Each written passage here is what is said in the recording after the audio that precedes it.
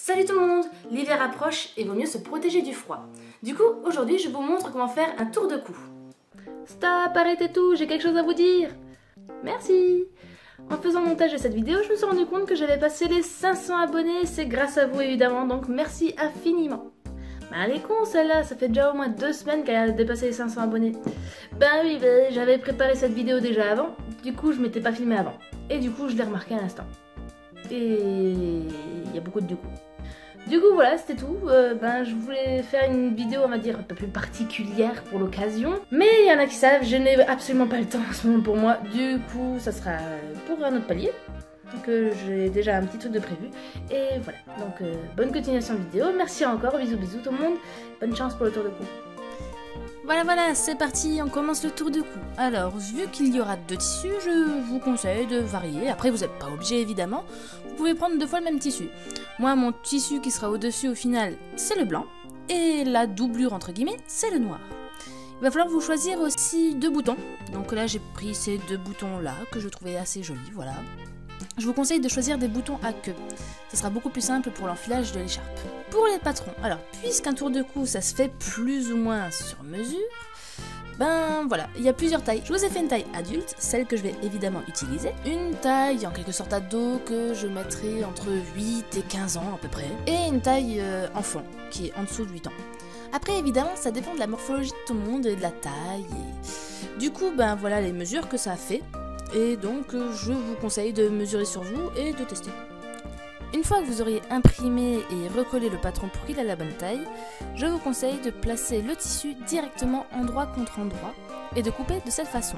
Le fait de mettre directement endroit contre endroit, ben c'est pratique, comme ça après vous n'aurez plus besoin de le triturer, de le bouger dans tous les sens. Si vous avez un tissu fragile en grosse laine, ça pourrait le déformer de le bouger. Et si vous avez un tissu poil, ça serait très chiant de le bouger parce que vous aurez des poils partout.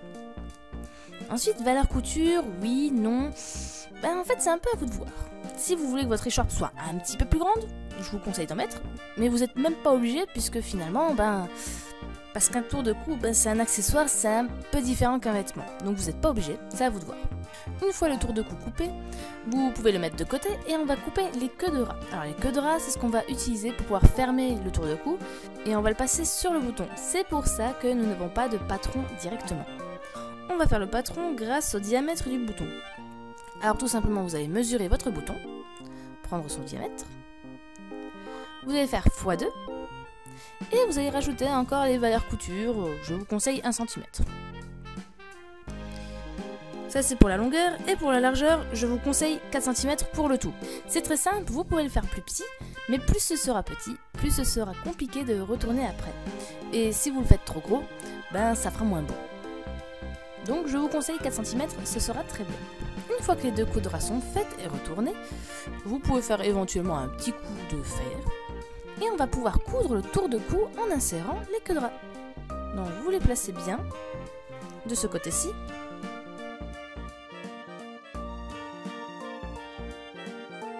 Pour placer les queues de rat, vous allez en mettre une tout en haut et mettre l'autre à mi-chemin de l'écharpe.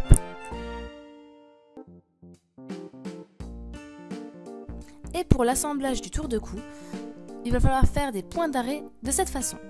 En faisant de cette façon, vous aurez un bel angle après quand vous ferez la fermeture à la main. Donc vous faites le tour et attention aux queues de rat, je vous conseille même de faire un point d'arrêt au niveau des queues de rat, voire même un point de maintien juste à côté de votre couture principale, pour être sûr qu'elle ne bouge pas, pour être sûr que même si vous tirez un peu dessus, elle ne tombe pas. Une fois que ça c'est fait, vous allez retourner le tour de cou et refermer à la main. Alors pour refermer à la main, comme d'habitude, comme la vidéo du coussin par exemple, vous allez faire un nœud au début, puis passer d'un côté, puis l'autre, puis de nouveau l'autre, etc. pour pouvoir le refermer correctement. Maintenant que le tour de cou est bien refermé, bien refait, vous pouvez faire éventuellement un coup de fer. Faire attention au tissu, vous ne pourrez peut-être pas forcément, vérifiez bien le tissu. Ou même plus tard avec un livre par exemple pour l'aplatir ou quoi que ce soit d'autre, pour être sûr que le tissu se forme bien. Il nous reste les boutons à placer. Alors pour ça, on va prendre le tour de cou et le placer sur soi. Une fois placé sur soi, vous l'arrangez bien et vous mettez une épingle où vous comptez mettre les boutons pour être sûr que ce soit vraiment à votre taille. Une fois que vous aurez placé votre épingle, il suffira juste de mettre les boutons à la main je vous conseille de prendre une couleur qui va avec la doublure pour pouvoir la prendre un petit peu avec dans la couture. En faisant ça, au moins vous êtes sûr que à cet endroit-là, le tissu dessus-dessous ne bouge pas et vous aurez un plus beau maintien. Et voilà, le tour de cou est fini.